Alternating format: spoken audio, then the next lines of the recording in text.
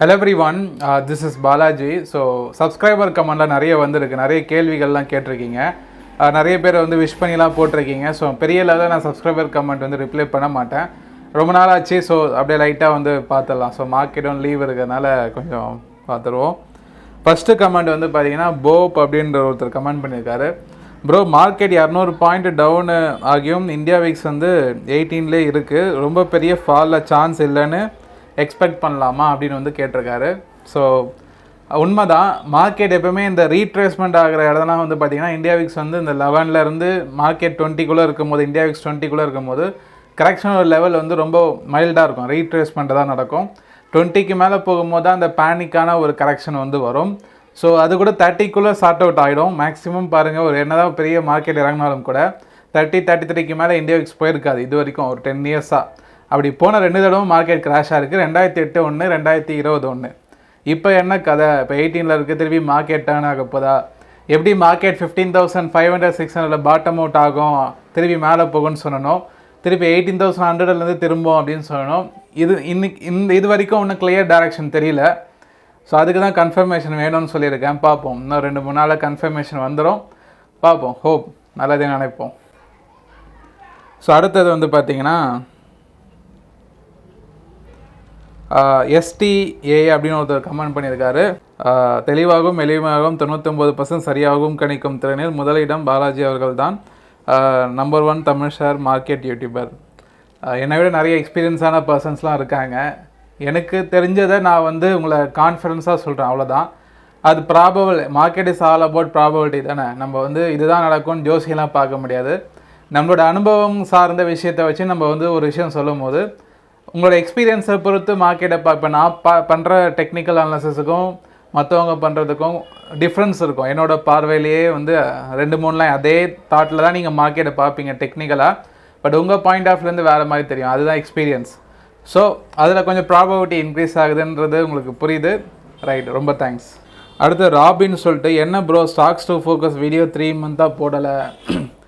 அது என்னென்னா, SEBI registration research அனலிஸ்ட்டாக நான் வந்து அப்ளிகேஷன் கொடுத்துருக்கேன் செபிகிட்ட. லாஸ்ட் அக்டோபர் கொடுத்துருக்கேன். இது வரைக்கும் 6 மாதம் ஓடிச்சு. நிறைய கிளாரிஃபிகேஷன் அப்படி ப்ராசஸ் போயிட்டுருக்கு. அதனால் இந்த ஸ்டாக்ஸ் டு ஃபோக்கஸ் வந்து கொஞ்சம் நிப்பாட்டி வைக்கலான்னு சொல்லிட்டு நான் வெயிட் பண்ணியிருக்கேன். அவங்க அப்ரூவல் கொடுத்ததுக்கப்புறம் நிறைய திங்ஸ் அப்டேஷன்லாம் வந்து உங்களுக்கு வரும்.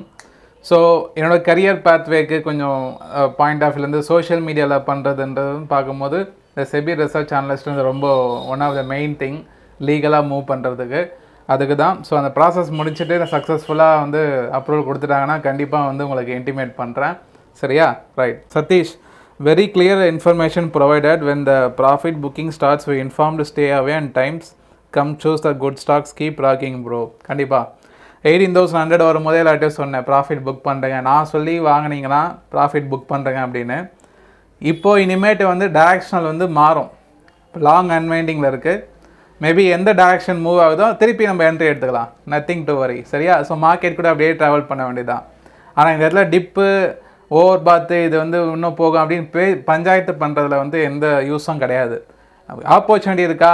இந்த 15,500லேருந்து இங்கே 2,500 பாயிண்ட் ஏறிச்சு, அதில் எத்தனை பேர் ஸ்விங் ட்ரேட் பண்ணி ப்ராஃபிட் பண்ணியிருக்கலாம். அதுக்கு முன்னாடியே ஒரு ஸ்விங் வந்தது. ஸோ 16,400லேருந்து அகெயின் 18,300 போச்சு, அப்பயே ஒரு 1,800 பாயிண்ட் ஏறிச்சு, அதுலேயும் ஒரு ப்ராஃபிட் பண்ணியிருக்கலாம். நம்ம ரேஞ்சு போன் மார்க்கெட்டில் இருக்குதுன்னு தெரிஞ்சுக்கிடுச்சு, அந்த ஸ்விங்கில் தான் நம்ம என்ட்ரி கொடுக்க முடியும். இதில் வந்து நம்ம இன்வெஸ்ட்மெண்ட்டுன்றது வந்து லாங் டேர்மில் பார்க்கணும், எப்போ வேணாலும் வாங்கலாம். அதுக்காக வந்து டிப்புலாம் வெயிட் பண்ணிடக்கூடாது. Vijayakumar, bro, I can not accept like you said gambling for intraday traders. As a business mind we usually 6 to 11 month contract for some business. The same we thought stocks we hold 6 to 1 year. That is okay, but you also bought sell it come shares within 1 or 2 weeks. That is also gambling category. அதாவது meaning அந்த மாதிரி புரிஞ்சுக்காதீங்க. நான் என்ன சொல்ல வரேன்னா, இப்போ நீங்கள் ஒரு மாதத்துக்கு ஒரு பிஸ்னஸ் பண்ணுறீங்கன்னா உங்கள் மார்ஜின் வந்து ஒரு 10 to 15% வைப்பீங்களா? அதே மார்ஜின் ஸ்டாக் மார்க்கெட்டில் ஒரு முதலீடை வந்து வச்சு பண்ணுறவங்களும் பண்ணாங்கன்னா அது வந்து ஒரு பிஸ்னஸாக தான் கன்சிடர் பண்ண முடியும். ஆனால் நீங்கள் அது ஷார்ட் டேர்மில் ஸ்பெக்குலேட்டிவ் மைண்ட் செட்டில் ரொம்ப ஒரு குறுகிய காலத்தில் வந்து ஸ்கேல்பிங் பண்ணுறது, டெய்லி இன்ட்ராடே பண்ணுங்கள், வேணான்னு சொல்ல. ஆனால் வந்து அது டிசிப்ளின் இருக்கணும், அந்த டிசிப்ளின் யாருக்கும் வராது. நீங்கள் இன்ட்ராடே பண்ணுறவங்க பின்னாடி திரும்பி பாருங்கள், குப்பை மாதிரி இருக்கும் பேலன்ஸ் ஷீட்டு. ஒன்றுமே இருக்காது. டேக்ஸ் கட்டியிருப்பீங்க, ப்ரோக்கரேஜ் கட்டியிருப்பீங்க, அன்னெசரியாக அவ்வளோ ட்ரேட் பண்ணியிருப்பீங்க. அதுதான் சூதாட்டம் நான் சொல்கிறேன். ஆனால் நம்மளுக்கு தேவை உண்மையான ஒரு ரியலைஸ் பண்ணுற ப்ராஃபிட்டாக நம்மளுக்கு வரணும். நீங்கள் ஐடி ஃபைல் பண்ணுறதுக்கு, அதாவது அட்லீஸ்ட் வந்து லாஸ்ட்டு ஃபினான்ஷியலில் நான் ஸ்டாக் மார்க்கெட்லேருந்து இவ்வளோ சம்பாரிச்சம்பா அப்படின்னு சொல்கிற மாதிரியாவது கொஞ்சம் சம்பாரிச்சுன்னு தான் என்னோடய ஆசை.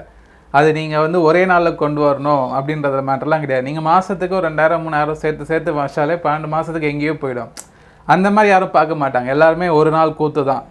அந்த பர்டிகுலர் டேயில் சம்பாதிக்கணும், நம்பர் ஆஃப் என்ட்ரிஸ் எடுக்கணும், 3 மடங்கு 4 மடங்குன்ற ஒரு ஆசையில் இருக்கிறதே இழந்துட்டு போகிறாங்க. அந்த மாதிரி இருக்கிற கூட்டத்துக்கு தான் நான் வந்து ஜென்ரல் பப்ளிக்கில் பெரிய லெவலில் அந்த ஸ்பெக்குலேஷனை வந்து நான் ஒரு பெரிய லெவலில் இது பண்ணுறது கிடையாது.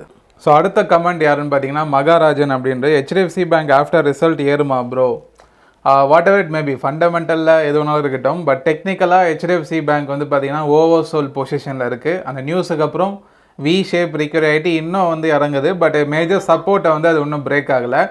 என்னை பொறுத்த வரைக்கும் இனிமேட்டு ஹெச்டிஎஃப்சி பேங்க்கோட மொமெண்டம் ஸ்லோவாகும். பெரிய லெவலில் செல்லிங் வராமல் இந்த ரேஞ்சிலே சைட்வேஸ் போகிறதுக்கு அதிகமான வாய்ப்பு இருக்குது. ஸோ பாப்பா, இது என்னோட வியூ. பட் லாங் டேர்மில் அப் ட்ரெண்டாக தான் இருக்கும். பட் ஷார்ட் டேர்மில் கொஞ்சம் அண்டர் பர்ஃபார்மாக ஒரு சைட்வேஸில் ஒரு ரேஞ்ச் பவுன் மார்க்கெட்டில் போகிறதுக்கு அதிகமான வாய்ப்பு இருக்குது. அடுத்தது வந்து பார்த்திங்கன்னா ஜெய்சன் வி அப்படின்றது, hi sir, monthly break out we have hold at the stocks for the whole month. அந்த பிரேக் அவுட் ஸ்டாக்ஸ் வந்து மந்த்லி ஸ்மால் கேஸ்க்கு வந்து நான் பில்ட் பண்ணி கொடுத்தது வந்து எப்படி வந்து வச்சுக்கலாம் அப்படின்னு கேட்குறாரு. அது வந்து மந்த்லி தான். ஸோ ஒரு பேசிவ் ரிட்டர்ன் ஸ்டாக் மார்க்கெட்டில் வேணும் அப்படின்னு நினைக்கிறவங்களுக்கு அது ஒரு இன்வெஸ்ட்மெண்ட் பாயிண்ட் ஆஃப் வியூலேருந்து நம்ம ஒரு முயற்சி தானே வைங்களேன். ஷார்ட் டேர்ம் இன்வெஸ்ட்மெண்ட் நம்ம 6 மாதம் ஹோல்ட் பண்ணுறோம் எல்லாம் வாயிலே சொல்லுவாங்க. பட் உண்மையிலே ஸ்டாக்ஸ் எடுத்து நம்ம எல்லா மார்க்கெட்லேயும் நம்ம அந்த ஒரு ஸ்மால் கேஸ் ஒரு போர்ட்ஃபோலியோ டெவலப் பண்ணி ரிட்டர்ன்ஸ் கொண்டு வர முடியுதா, கரெக்டாக என்ட்ரியே எக்ஸிட் ஆக முடியுதா, மார்க்கெட் எந்த கண்டிஷன்னாலும் அந்த சேஞ்ச் ஓவர்லாம் எப்படி நம்ம டேக்கிள் பண்ணுறது அப்படின்ற விதத்தில் தான் நான் கடந்த 7 மாதமாக அந்த போர்ட்ஃபோலியோ டெவலப் பண்ணிட்டு வரேன். உங்களுக்கே தெரியும் இந்த ஜனவரி மாதம்லாம் மார்க்கெட் எப்படி இறங்குச்சுன்றது. அந்த சிச்சுவேஷனில் அந்த ஸ்மால் கேஸ் ரொம்ப சேலஞ்சிங்காக இருக்கும். அதெல்லாம் எப்படி டேக்கிள் பண்ணுறது, எனக்கு நான் ஒரு முயற்சி தான். நான் வந்து என்னோடய செல்ஃப் வந்து ரியலைஸ் பண்ணுறது, ரிவ்யூ பண்ணுறதுக்கு தான். ஸோ அது உங்களுக்கும் யூஸ்ஃபுல்லாக இருக்கும்னு நினைக்கிறேன். அந்த பாயிண்ட் ஆஃப் வியூலேருந்து கொஞ்சம் பேசிவ் ரிட்டர்ன்ஸ், நம்மளோட தலையீடு கிடையாது ட்ரேடிங்கில். இன்வெஸ்ட் பண்ணுறோம் 1 மந்த்துக்கு அப்புறம் சும்மா ஒரு சேலரிட் இன்கம் மாதிரி ஏதாவது மினிமம் ரிட்டர்ன்ஸு 4% எஃப்டி ரிட்டர்ன் வந்து ஒரு வருஷம் வச்சா தான் கொடுக்குறான் பேங்க்கில். அது நம்ம 1 மாதத்துலேயே வந்து வருதுன்றது வந்து பெஸ்ட்டு திங்கில். ஸோ அந்த விதத்தில் நான் ட்ரை பண்ணுறேன், வேறு எதுவும் இல்லை. பாலாஜி அப்படின்ற ஒருத்தர், you are doing fantastic work bro, in spite of negativity in Nifty are looking at a positive side, great attitude, God bless you அப்படின்னு. ரொம்ப நன்றிங்க. அதாவது ஒன்றும் இல்லை, மார்க்கெட் ஏறுச்சுன்னா எல்லா ஸ்டாக்கும் ஏறணும்னு அவசியம் இல்லை. மார்க்கெட் இறங்கினாலும் எல்லா ஸ்டாக்கும் இறங்கணும்னு அவசியம் இல்லை. அது டிபெண்ட்ஸ். ஹை பீட்டா லோ பீட்டான்னு சொல்லுவாங்க. இண்டிசஸ் டிரைவர் ஒன்று இருக்கும், இண்டிசஸ் ஃபாலோவர்ஸ் ஒன்று இருக்கும். இதை நம்ம தான் பிரித்து எடுக்கணும். அதில் லோ பீட்டாவில் வந்து பார்த்திங்கன்னா இந்த நிஃப்டி 400 500 ஸ்டாக்ஸ்லாம் யூனிக்காக இருக்கும் ப்ரைஸ் ஆக்ஷன். தட் மீன்ஸ் மார்க்கெட்டோட அந்த இண்டிசஸை ட்ரெண்டை பெரிய லெவலில் ரிஃப்ளெக்ட் ஆகாமல் அதுக்குன்னு ஒரு தனியான ஒரு டெக்னிக்கலை வச்சு அது மூவ் ஆகிட்ருக்கும். அந்த மாதிரி ஸ்டாக்ஸ் வந்து இந்த மார்க்கெட் கரெக்ஷன் டைமில், மார்க்கெட் சப்போர்ட் ஏதாவது டைமில் அதெல்லாம் எடுத்தோன்னா நல்லா பர்ஃபார்ம் பண்ணும். நான் நிறைய டைம் ரியலைஸ் பண்ணியிருக்கேன் நிஃப்டி 400 500லாம். ஸோ அதில் வச்சு தான் உங்களுக்கு வந்து மார்க்கெட் இறங்கும் போது அந்த மாதிரி ஸ்பெசிஃபிக்காக ஸ்டாக்ஸ் வந்து கொடுக்கறது. அது வந்து ஃபாலோ பண்ணி கொடுக்கணும். அதான் ஒரு விஷயம். ஏன்னா இது என்னால் மட்டும் தனியாக அவ்வளோ ஸ்டாக்ஸை ஃபோக்கஸ் பண்ண முடியாது. பட் அதுக்கு வந்து ஒரு டீம் வச்சுருக்கேன். எனக்கு கீழே ஒரு 15 பேர் இருக்காங்க. கிட்டத்தட்ட பார்த்திங்கன்னா அது என்கிட்ட படித்தவங்க தான். என்கிட்ட ப்ரைஸ் ஆக்ஷன் ஒரு 1 இயருக்கு முன்னாடி படித்தவங்க. அவங்கள வச்சே வந்து ஒரு டீம் ஃபார்ம் பண்ணி வச்சுருக்கேன். 3 பேருக்கு ஒரு செக்டார் கொடுத்துருவேன். ஒரு மார்க்கெட் கேப் வந்து தனித்தனியாக கொடுத்துருவேன். ஸோ அந்த பொட்டன்ஷியல் அந்த ஸ்டாக்ஸில் அவங்க மானிட்டர் பண்ணுற ஸ்டாக்ஸில் ஏதாவது நல்ல பிரேக் அவுட் ஆகிற மாதிரி ப்ரைஸ் ஆக்ஷன் தெரிஞ்சுன்னா எனக்கு சஜஸ்ட் பண்ணுவாங்க. நான் அவங்க கொடுக்குற இன்புட்டை வச்சு ஃபுல்லாக வந்து நான் என்னோடய டெக்னிக்கல் என்னோடய அனுபவத்தை வந்து பார்த்து ஒர்க் அவுட் ஆகுமா ஆகாதா, கரண்ட் மார்க்கெட் கண்டிஷன் வச்சு செக்டார் இண்டஸ்ட்ரீஸோட பர்ஃபார்மன்ஸ் வச்சு உங்களுக்கு வந்து ஸ்டாக்ஸ் வந்து வீக்லி வந்து உங்களுக்கு கொடுக்குறேன். ஸோ கிட்டத்தட்ட வந்து ஒரு பெரிய ஒர்க் இது வந்து சாதாரணமாக ஜஸ்ட் உங்களுக்கு கொடுத்துட்டு போகிறது கிடையாது. இதுக்கு பின்னாடி பல பேரோட உழைப்பு இருக்குது. அது எல்லாமே நம்ம எல்லாருமே வந்து ஈஸியாக ஸ்டாக்ஸ் எடுத்துடும், ஈஸியாக கிடைச்சணும்னு நினைக்கிறாங்க. அது மாதிரி கண்டிப்பாக கிடையாது. எல்லாத்துலேயும் வேலை செஞ்சே ஆகணும். ஸ்டாக் மார்க்கெட்டாக இருந்தாலும் அதுக்குன்னு வந்து ஒர்க் அவுட் பண்ணால் மட்டும்தான் நம்ம அந்தளவுக்கு கரெக்டாக மார்க்கெட்டை வந்து ட்ராக் பண்ண முடியும். இது வந்து just like that stock market is a very serious business. சும்மா வந்து ஏடிஎம் மிஷின் மாதிரி பை செல்லுன்ற மாதிரிலாம் பேசிக்கிட்டு வந்தோன்னா வேலை ஆகாது. ரொம்ப டெடிக்கேட்டடாக ஒரு பேஷனாக எடுத்து இங்கே ஒர்க் அவுட் பண்ணணும். பிஸ்னஸாக மைண்டில் வச்சுக்கிட்டு டிசிப்ளினாக இருந்தால் மட்டும் தான் இங்கே வந்து சர்வைவே பண்ண முடியும். அது மைண்டில் வச்சுக்கிங்க பிகினர்ஸாக இருந்தீங்கன்னா. ரைட். அபிஷேக் வந்து கேட்டிருக்காரு, ட்ரேட் நாம் செட்டப் ஆப்போசிட்டில் போகுதுன்னா எப்படி ஃபைன் பண்ணி எக்ஸிட் ஆகிறது ப்ரோ? இது ஒரு பெரிய தொல்லையாக இருக்கும் எல்லாருக்கும். பை பண்ணும்போது மட்டும் பார்த்தீங்கன்னா நல்லா மங்களகரமாக ப்ரைஸ் ஆக்ஷன் டெக்னிக்கல்லாம் போட்டு எல்லா இண்டிகேட்டரும் போட்டு நல்லா அமோகமாக என்ட்ரி கொடுப்பாப்புல. ஆனால் மார்க்கெட் ஏதோ விழுது, உங்களோட ப்ரெடிக்ஷனுக்கு அகேன்ஸ்டாக லாஸ் ஆகுதுன்னா கை கால்லாம் உதற ஆரம்பிச்சிடும். டெக்னிக்கலாக டெக்னிக்கலாக எல்லாரையும் ரெக்கமெண்டேஷன் கேட்பீங்க, வேறு ஒருத்தங்கிட்ட சஜஷன் கேட்பீங்க. உங்களுக்கு மேலே உங்கள் சந்தேகம் வந்துடும், நான் பண்ணுறது கரெக்டாக. ஒன்றும் பண்ண மாட்டீங்க, பொசிஷன் நம்பரை பார்த்து பயம் வந்துடும். மோஸ்ட் ஆஃப் த பீப்புள் வந்து எக்ஸிட் ஆகிறதுக்கு முக்கியமான காரணம் அவங்க எமோஷன் தான். டெக்னிக்கலாக யாரும் பார்க்க மாட்டாங்க. ஜஸ்ட் வந்து பொசிஷனை பார்த்து ஐயோனா இவ்வளோ மைனஸில் போகுது, ஸ்டாக் மார்க்கெட்லாம் கேம்லிங், க்ளோஸ் பண்ணிட்டு வரலாம்னு சொல்லிட்டு லாஸை கட் பண்ணுறாங்க, எல்லாம் சின்ன சின்ன ப்ராஃபிட்டை கட் பண்ணுறாங்க. இதுக்கு எல்லாமே எமோஷன் தான் காரணம். என்ட்ரி ஆகும்போது எமோஷன் வேலை செய்யாது, எக்ஸிட் ஆகும்போது எல்லாருக்கும் எமோஷன் வேலை செய்யும். அந்த எக்ஸிட் ஆகிற டைம்லையும் டெக்னிக்கலை நீங்கள் கரெக்டாக ஃபாலோ பண்ணி ஒரு டேர்னிங் ஆகுதுன்னா உங்களுக்கு பிளான் பி வச்சுருக்கணும். ஓகே, திரும்புது நம்மளோட மேக்ஸிமம் பெயின்ஃபுல் ஏரியா எவ்வளோ இருக்கும், அந்த ரீட்ரேஸ்மெண்ட் லெவல் எவ்வளோ வரப்போகுது, இந்த டிப்பு வந்து எப்படி ஆவரேஜ் பண்ண போகிறாங்க, வீக்லி க்ளோசிங் எப்படி ரீட்டைன் ஆக போகுது ப்ரைஸு, ஸோ அந்த மொமெண்டம் எப்படி பில்ட் ஆகுது, இதெல்லாம் செக்டார் அனாலிசிஸ் சப்போர்ட் பண்ணுதா, நிஃப்டி சப்போர்ட் பண்ணா, பல விஷயத்தை ரிசர்ச் பண்ணி தான் அந்த பொசிஷன் எக்ஸிட் ஆகலாமா வேணாமல் டிசைட் பண்ண முடியும். அதுக்கு டெக்னிக்கல் நாலேஜ் ரொம்ப இம்பார்ட்டன்ட். அதுக்கு தான் வந்து படிங்க அப்படின்னு வந்து சொல்கிறது. அன்பு ஹேண்ட்லூம் ஃபார் ஆல் அப்படின்னு ரொம்ப என்ன கேட்டிருக்காருன்னு பார்த்தீங்கன்னா, சூப்பர் வீடியோ, வீக்லி ஒன்ஸ் இப்படி ஒரு வீடியோ போடுங்க சார், எக்ஸ்ட்ரா பிகினர்ஸ் அட்ராக்ட் பண்ணுற மாதிரி வீடியோ போடுங்க. பிகாஸ் அவர் வந்து என்ன சொல்கிறாருன்னா, 6 மாதத்துக்கு முன்னாடி அவர் ஸ்டாக் மார்க்கெட்டில் வாட் இஸ் ஸ்டாக் மார்க்கெட்னு சர்ச் பண்ணும்போது நம்ம சேனல் வந்து சஜஸ்ட் பண்ணல, நிறைய ஸ்டாக் மார்க்கெட் சேனல் தான் வருது, நம்ம வந்து அனலைசிஸில் தான் ஃபோக்கஸ் பண்ணுறோம், டெய்லி வந்து டே டு டே அனலைசிஸை ஃபோக்கஸ் பண்ணுறதுனால நம்ம வீடியோ வந்து பிகினர்ஸுக்கு பெரிய லெவல் ரீச் ஆக மாட்டுது அப்படின்றாரு. நான் நிறைய வீடியோ 2 வருஷத்துக்கு முன்னாடி போட்டிருக்கேன். பட் அதை சொல்கிறதுக்கு நிறைய வீடியோஸ்லாம் நிறைய இருக்குது. நம்மளும் அதை போட்டு எதுக்கு டைம் வேஸ்ட் பண்ணோம் அப்படின்றதுக்காக தான் பெரிய லெவலில் ஃபோக்கஸ் பண்ணுறதில்ல. பட் 2 வருஷத்துக்கு முன்னாடி போட்ட வீடியோ நிறைய ஓல்டு வீடியோலாம் இருக்கும். வாட் இஸ் ஸ்டாக் மார்க்கெட்லேருந்து ஆரம்பித்து ரொம்ப ஓல்டு வெர்ஷனாக இருக்கும். அதெல்லாம் மேபி அது நிறைய இப்போது ஸ்டாக் மார்க்கெட் டெய்லி ட்ராக் பண்ணுறதுனால அதுக்கு டைமும் இல்லை.